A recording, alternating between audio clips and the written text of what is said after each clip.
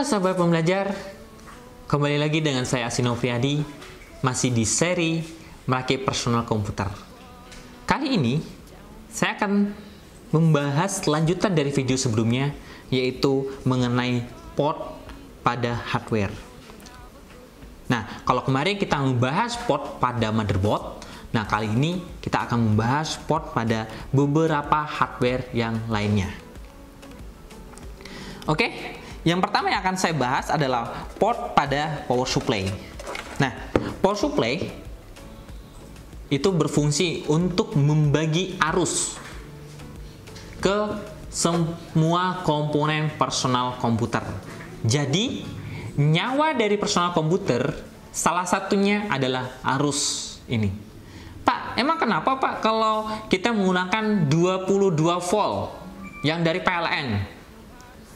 Hardware kalian kemungkinan besar akan meledak atau kebakar. Maka dari itu power supply ini mengkonversikan sesuai dengan kebutuhan hardware yang beda-beda. Emang hardware contohnya membutuhkan berapa volt sih Pak? Oke, untuk power supply ini tersendiri dia membutuhkan 12 volt. Sedangkan RAM membutuhkan 3 volt. Hard disk membutuhkan 5 volt dan lain-lain. Jadi setiap personal komputer memiliki atau membutuhkan arus listrik yang berbeda-beda. Makanya kalau kita perhatikan kabel-kabel yang ada di power supply ini itu berwarna-warna atau berwarna-warni. Nah, karena apa? Faktor disesuaikan dengan kebutuhan. Warna hitam itu berbeda, warna kuning itu berbeda, dan lain-lain. Nah, kita baik dulu di belakang dari power supply tersebut. Nih, power supply ini memiliki fan tersendiri. Karena sistem yang digunakan oleh fan ini sangat tinggi, sehingga dia menyebabkan fan tersebut mudah panas, maka kita perlu yang namanya fan dari power supply tersebut.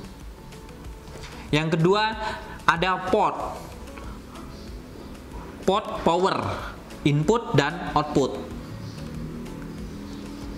Nah, setelah itu port power input dan input itu salah satu, tergantung dari kabel yang teman-teman gunakan. Kalau teman-teman menggunakan power inputan, berarti dia diletakkan di bagian output.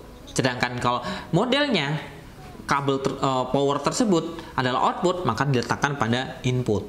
Nah, maka seperti itu. Nah, keluar dari power supply, maka dia akan bercabang ke sebanyak port tersebut. Oke, kita akan bahas satu persatu. Nah, ini adalah port yang paling besar. Jumlah portnya ada 20 pin. Ini digunakan untuk power motherboard. Yang kedua, ada port tambahannya, yaitu port motherboard juga. Ini adalah 4 pin. Yang kedua, ada konektor power motherboard untuk ke fan processing, yaitu 4 pin. Nah, setelah itu ada port power, yaitu 4 pin yang digunakan untuk ke hard disk dan DVD drive dan floppy disk dan lain-lain, masih banyak lagi. Setelah itu ada port SATA untuk 16 pin yang digunakan juga untuk ke hard disk tipe terbaru, untuk DVD ROM tipe terbaru, dan lain-lain. Nah, ini adalah fungsi-fungsi port atau nama-nama port yang nanti digunakan dalam merakit personal komputer. Oke, untuk power supply kita geser terlebih dahulu. Nah, selanjutnya kita akan membahas port pada hard disk atau HDD. Nah, itu. Port pada hard disk di sini dia menggunakan yang namanya kabel SATA. Nah, kabel SATA terbagi menjadi dua kategori. Kategori pertama, yang bagian yang panjang, yang 16 pin, ini adalah untuk arus listrik. Nah, yang bagian kedua ada kabel SATA untuk aliran data. Nah, berarti kalau kita sambungkan ke kabel SATA seperti ini. Nah, sedangkan ketika kita sambungkan ke power supply, maka posisinya seperti ini.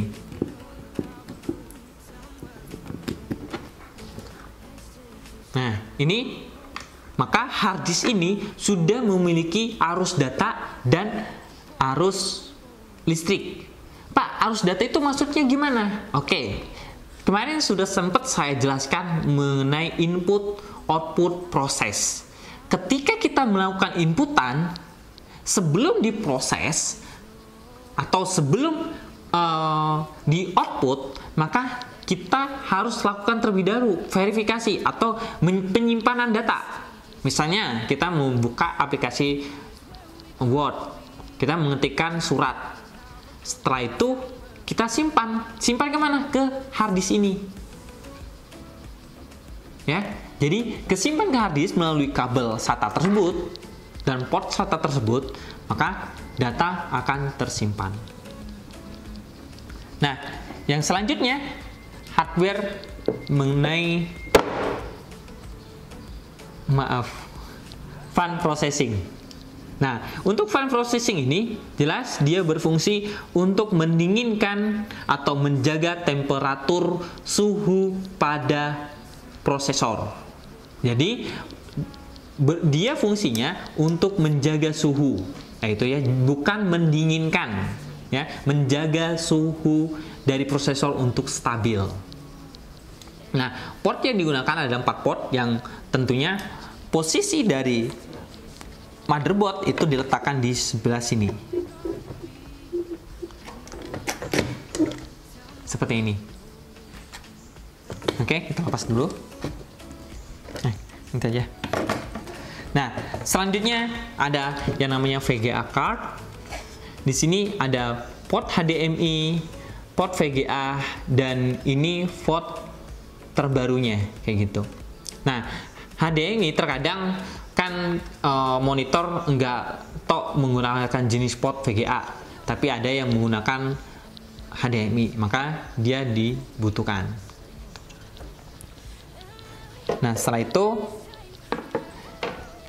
port yang terakhir pada hardware DVD room atau CD room. Nah, untuk kali ini saya menggunakan DVD room. Nah, sama seperti hard disk posisinya kayak gitu. Jadi ada dua jenis port sama-sama port SATA. Yang satu SATA untuk power, untuk arus listriknya, yang kedua SATA untuk alur datanya atau arus datanya. Nah, inilah fungsional atau cara pengoperasian atau jenis-jenis port yang ada di hardware. Oke, untuk video kali ini cukup terlebih dahulu. Jika teman-teman ada pertanyaan, silakan tulis di kolom komentar. Nanti akan saya coba perjelas. Dan sampai berjumpa di video yang akan datang. Terima kasih.